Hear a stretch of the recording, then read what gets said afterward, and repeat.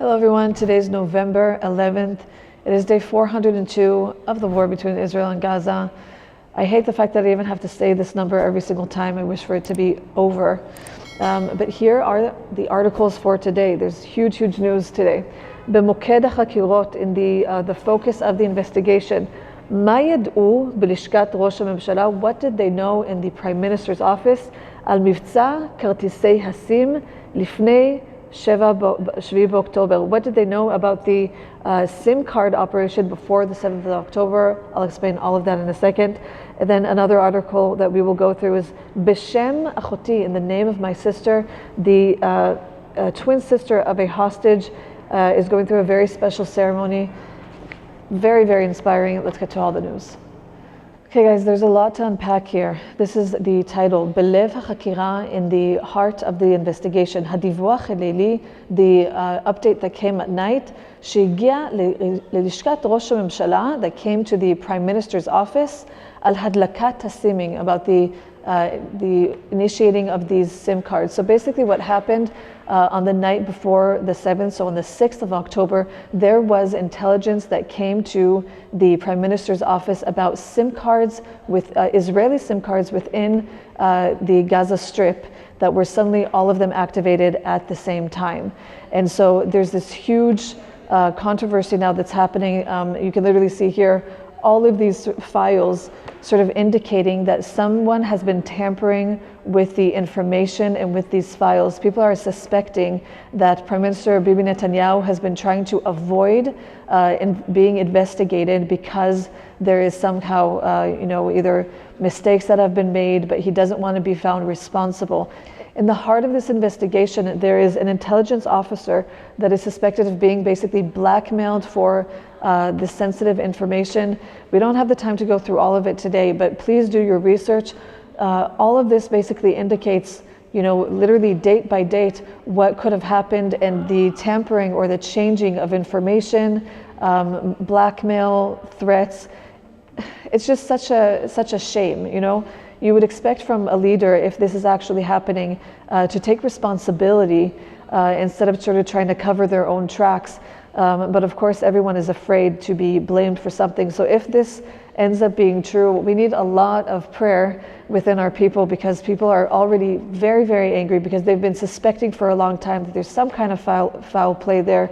And so the Ynet, basically this Yediot Achronot journalist, has exposed all of these different things. His name is Nadav Eyal, and you can search it up online. And there's a caricature here that's sort of very telling. They're always very good with these caricatures. Here you can see Bibi Netanyahu. It says Lishkat Rosh HaMemshala, the Prime Minister's office. And then here you see like plumbing services or sewage services. And he says, Bati letapel bareach, I'm here to take care of the smell, meaning something here is fishy. Not good news in Israel today, but keep that in your prayers. Here's another super inspirational story that's also sort of disillusioning, because we're in the middle of war.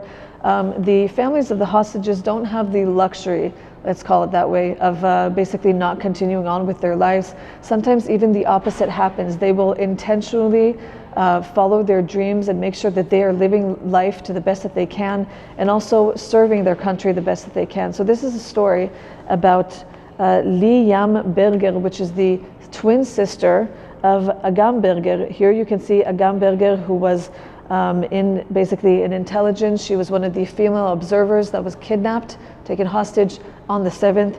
Here you can see her, she's sort of well known for her violin playing. Then here you can see her with the exact same sort of angle of her face, but hostage of Hamas. So her twin sister basically went through her army training to become a platoon commander in intelligence. And here you can see her in this very special ceremony, basically getting her pin, sort of that she had transitioned and received this very lucrative role within the army. And it says here, at the time that her twin sister is 402 days in captivity, Liam Berger received this pin. And it says here that she says, after the kidnapping, it took me time to return to the army. Of course, I don't know who would be able to function in their normal day life with your twin sister that you were literally connected to in such a special way to be able to function at all. But this woman is so inspirational. And she says, I've always dreamed of being in Bad 1, which is basically where she is in that in this army base. And I'm proud of myself that it happened. And I'm sure that Agam would be proud of me as well. This is the reality that we're dealing with. Such an inspirational story. I feel like if I had a sibling that was hostage in Gaza, I would literally fall apart.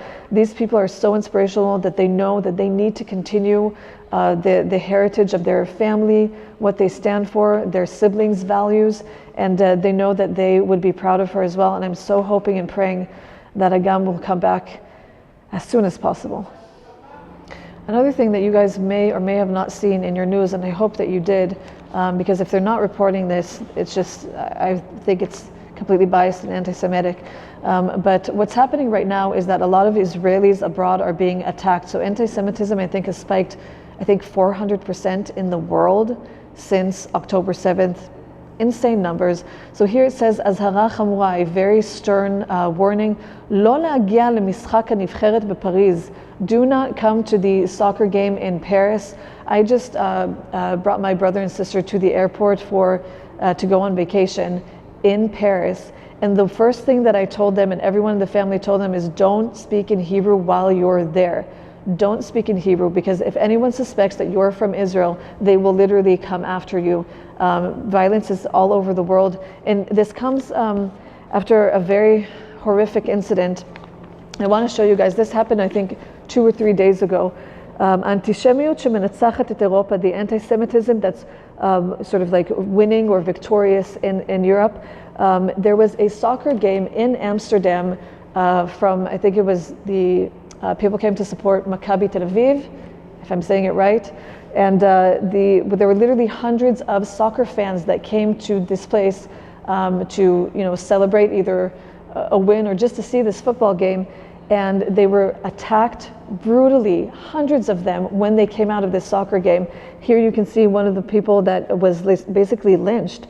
I don't recommend watching the footage. It's very, very horrific, but they literally were kicking them on the floor, stabbing them, throwing them into one of the rivers, the canals there. I mean, you don't feel safe anywhere in the world right now as a Jew. I can't even stress to you guys how much I'm praying for my brother and sister that they'll stay safe.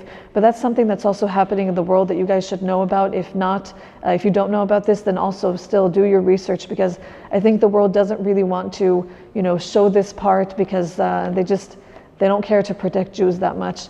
But as always, after all this bad news, we are going to leave you guys with some good and extremely inspiring news about combat soldiers that quite literally injured, bruised, broken, they climbed Mount Everest. Look at this title. It says, Ripui Betipus. Ripui Betipus, it's a play on words on occupational therapy. It's sort of like climbing therapy. And so 8 of these injured soldiers that were in a special intelligence unit, they were injured in the recent war. And when they were basically going through their healing process in the hospital, the Chabad messengers, if you guys don't know what Chabad is, Chabad are basically like a religious group within Israel that they have sort of hubs or homes everywhere in the world, so that any Jew that wants, to connect or fellowship or, connect with God, wherever they are in the world, whether it's Kathmandu, Italy, wherever, you can sort of come to that place. And so this Chabad messenger basically told these soldiers that were injured, like, one day you guys will climb Mount Everest. And they literally did. Here you can see in this image these combat soldiers. Of course, their faces are blurred out because of the nature of what they did, but they're quite literally pulling their friend up the mountain, all of them with their specific injuries. And you can see this huge group in this photo below. These people are already brothers in arms, and so they will do those things for each other. They don't see it as a burden, but they see it as, one person's victory is all of their victory. One of the combat soldiers says here, "Hatiyul ihzir li et ha'or la'inayim." This trip has restored light to my eyes, ve'et hatikva, and hope. What an inspirational story. Thank you guys so much for watching. Comment down below where you are from. And if you want more Israel-related content, go to allisrael.com. And of course, don't forget to subscribe to this channel and share it with everyone you think would be interested in this type of content. And we'll see you guys in the next one.